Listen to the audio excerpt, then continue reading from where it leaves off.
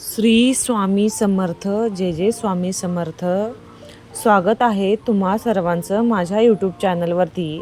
आजचा दिवस तुम्हाला सर्वांना सुखाचा आणि आनंदाचा जावो अशी स्वामींचरणी प्रार्थना करते आणि आजच्या व्हिडिओला सुरुवात करते. पण त्या अगोदर तुम्ही जर चॅनलवरती नवीन असाल तर सबस्क्राईब नक्की करा आणि त्याचबरोबर कमेंटमध्ये श्री स्वामी समर्थ लिहायला अजिबात विसरू नका. पहा, 29 तारखेपासून पितृपक्ष हा सुरू झालेला आहे.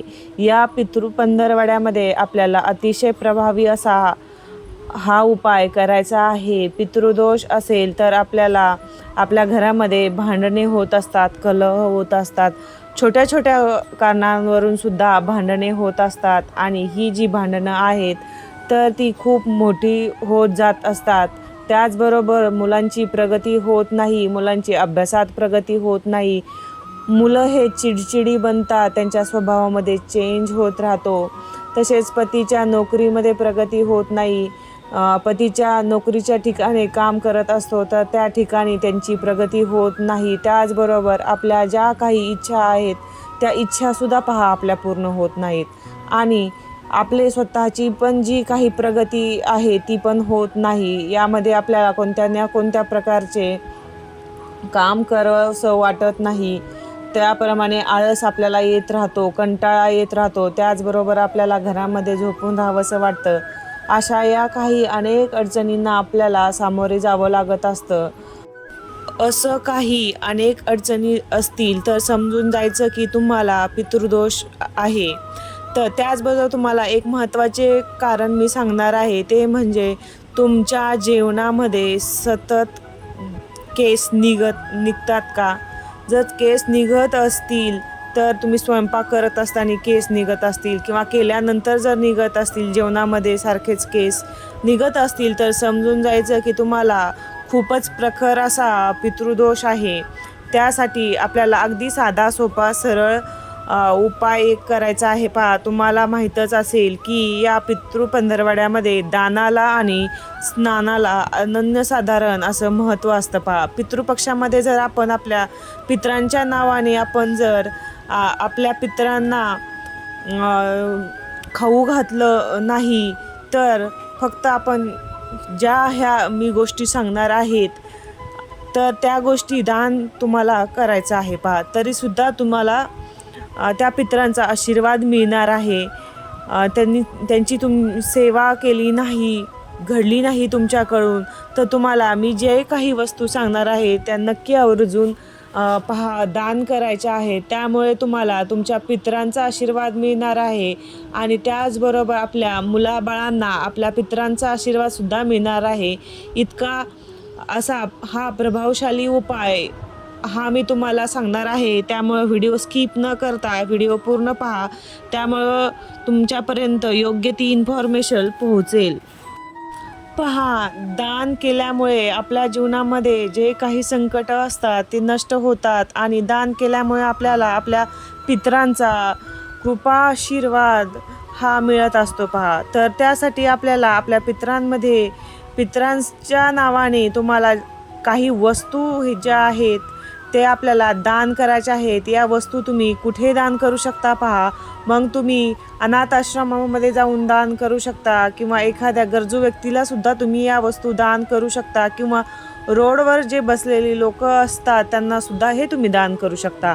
तुम्हाला जिथे शक्य होईल तिथे तुम्हाला हे दान करायचं आहे. पहा, दान केल्यामुळे आपल्या मुलांवरती, आपल्या परिवारावरती जी काही संकटे येणार आहेत, जे काही विघ्न येणार आहेत, ज्या काही पितृदोष आहेत ते सर्व दूर होण्यास नक्की मदत होणार आहे. पहा, असा हा प्रभावशाली उपाय तुम्हाला आजच्या दिवशी करायचा आहे. पहा, तर पहा, आपल्याला पितृपक्षामध्ये काही नियमसुद्धा पाळायचे आहेत. तर या नियमामध्ये सर्वात महत्त्वाचा नियम म्हणजे आपल्याला आपल्या बोटांची नखं कापायची नसतात. बरं, पहा, त्याचबरोबर पुरुष व्यक्ती जे आहेत त्यांना केस कट करायचे नसतात किंवा दाढीसुद्धा करायची नसते. पहा, पण आपण नोकरीत असल्यामुळे किंवा आताच्या धावपळीच्या जीवनामध्ये असल्यामुळे या सर्व गोष्टी आपल्याला पाळणे हे शक्य होत नाही. पण ज्या काही गोष्टी तुम्हाला याच्यातील पाळणं शक्य असेल, जर तुम्ही जॉब करत नसाल, गावाकडे राहत असाल, शेती करत असाल, तुम्हाला जर ह्या गोष्टी पाळणं शक्य असेल तर तुम्ही आवर्जून ह्या गोष्टी तुम्हाला पाळायच्या आहेत पहा. पण जर तुम्हाला शक्य नसेल, मी ज्या काही गोष्टी सांगणार आहे त्या गोष्टी तुम्हाला आवर्जून पाळायच्या आहेत पहा. जेवणामध्ये काही भाज्या खायच्या नसतात पहा. म्हणजेच तुम्हाला पत्ताकोबी, परत भोपळा, वांग्याची भाजी, कांदा, लसण या गोष्टी वर्ज्य करायच्या असतात. तसेच काही फळे देखील तुम्हाला वर्ज्य करायची असतात पहा. या काळामध्ये काही फळे आपल्याला खायची नसतात. पितृपंधरवड्यामध्ये आपल्याला ज्या मी तुम्हाला भाज्या सांगितलेल्या आहेत त्या भाज्या तुम्ही आवर्जून टाळू शकता. त्याचबरोबर पितृपंधरवड्यामध्ये कोणते दान करायचे आहे पहा. तर तुम्हाला सर्वात महत्त्वाचे दान म्हणजे काळ्या तिळाचे दान करायचे आहे पहा. तर पितरांच्या नावाने अगदी थोडेसे तीळ जरी तुम्ही दान केले तरी चालणार आहे. तुम्हाला तुमच्या यथाशक्तीनुसार हे दान करायचं आहे पहा. त्याचबरोबर तुम्ही काळ्या उडदाची डाळ जी असते ना ती पण तुम्ही दान करू शकता. त्याचबरोबर तुम्ही तांदूळ हे दान करू शकता. सर्वात महत्त्वाचं दान म्हणजे तुम्ही छत्री आणि टॉर्च या दानाला अतिशय अनन्य महत्त्व आहे. तर तुम्हाला जर शक्य असेल तर तुम्ही या 2 वस्तू जर जमल्या, तुम्हाला छत्री आणि टॉर्च या गोष्टी तुम्ही आवर्जून दान करायच्या आहेत पहा. ज्या काही वस्तू आहेत तर त्यापैकी तुम्ही कोणतीही एक वस्तू तुम्हाला जी जमेल ती गोष्टी तुम्हाला दान करायची आहे. आपल्या पितरांना हा पितृपंधरवडा समर्पित असतो आणि त्यामुळेच आपल्या पितरांना आपल्याला ज्या काही गोष्टी आहेत तर त्या अर्पण करत असतो पहा. आणि त्यांच्या नावाने आपण ज्या काही वस्तू आहेत तर त्यांच्या नावाने आपल्याला दान करायचे असतात पहा. तर अशा पद्धतीने त्यांच्या नावाने आपल्याला या वस्तू आहेत तर त्या दान करायच्या आहेत पहा. तर या वस्तू तुम्ही कुठे दान करू शकता? ज्या ठिकाणी तुम्हाला शक्य होईल त्या ठिकाणी तुम्हाला ह्या वस्तू दान करायच्या आहेत पहा. ज्या पद्धतीने मी तुम्हाला मागे सांगितलं की तुम्ही मंदिरात दान करू शकता, अनाथाश्रमामध्ये करू शकता, किंवा रस्त्यावरती जे लोक बसलेले असतात त्यांना दान करू शकता, किंवा सर्वात महत्त्वाचं ज्यांना गरज असेल गरजूवंत लोकांना पण तुम्ही दान करू शकता. तुम्हाला जिथे शक्य होईल तिथे तुम्हाला हे दान करायचं आहे. तर पहा, या वस्तू दान केल्यामुळे तुम्हाला तुमच्या ज्या काही अडचणी असतील आणि तुम्हाला जर असं वाटत असेल की आपल्या जीवनामध्ये कधीही पितृदोष नसावा आणि आपल्या जीवनामध्ये आपल्या मुलांना सुद्धा कधीच पितृदोष लागू नये किंवा नसावा, तर या ज्या काही वस्तू आहेत तर त्या वस्तूपैकी एक वस्तू दान तुम्हाला नक्की करायची आहे.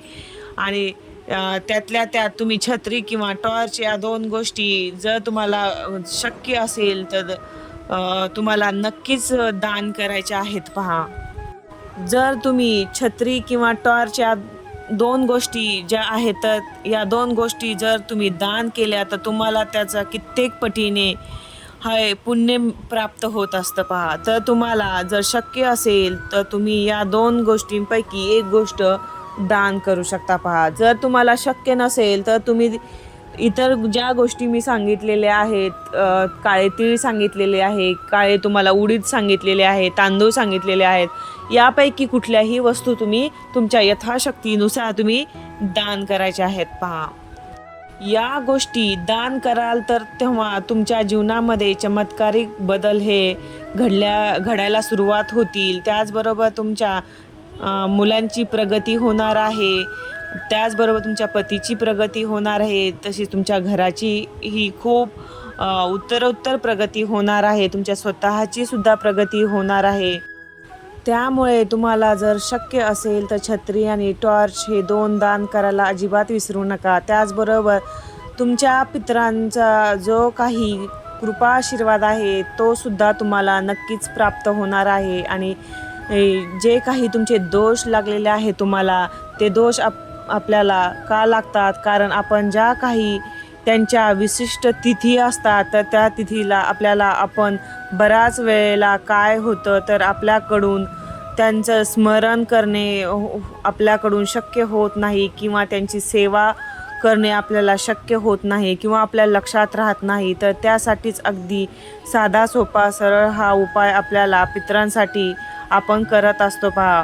आणि या 2 ज्या तुम्हाला वस्तू मी सांगितलेल्या आहेत त्या तुम्हाला नक्की आवर्जून दान करायच्या आहे पहा. या 2 वस्तू तुम्ही दान केल्यामुळे तुमचे पितरांचे कृपाशीर्वाद तुम्हाला बघायला मिळेल. त्याचबरोबर तुमच्या मुलांमध्ये जर पितृदोष आला असेल, म्हणजे तुमच्या मुलांच्या कुंडलीमध्ये जर पितृदोष आला असेल, तर तुमच्या मुलांची जी प्रगती आहे ती होत नाही. त्यामुळे तुमच्या मुलांना जर तुम्हाला असं वाटत असेल की तुमच्या मुलांना पितृदोष लागू नये, तर या 2 गोष्टी तुम्हाला आवर्जून नक्की दान करायच्या आहेत पहा. जर तुम्हाला या 2 गोष्टी दान करणं शक्य झाले नाही, तर मग तुम्हाला जे शक्य असेल त्या वस्तू तुम्हाला दान करायच्या आहेत.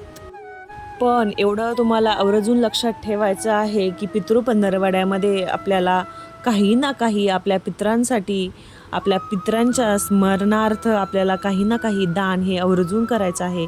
चला तर झालेली सेवा स्वामी महाराजांच्या चरणी अर्पण करते. नंतर अशाच एका नवीन व्हिडिओमध्ये भेटूयात. तोपर्यंत श्री स्वामी समर्थ.